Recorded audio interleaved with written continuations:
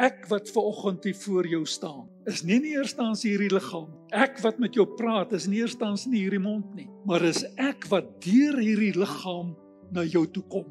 Ek gebruik my liggaam om met jou te kan kommunikeer, met jou te kan praat. Hierdie gees wat ek is, wat die groter ek is, moet ontmoet. Ek, God, wat vir Moses gesê het, toe hy vir hom gevra het, wat is die naam? Toe sê hy, ek is wat ek is. Ek is die groot God, ek is gees en ek is altyd. Maar ek het jou, wat na my beeld en gelykenis geskape is, ook my naam gegee.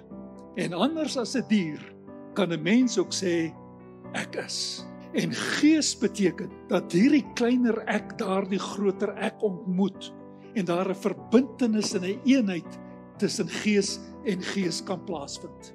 Dit kan nie met 'n dier gebeur nie. Ons is nie hoogs ontwikkelde diere nie. 'n Dier is net liggaam en siel, maar die mens het 'n dimensie by. Ek is gees soos wat God ook gees is.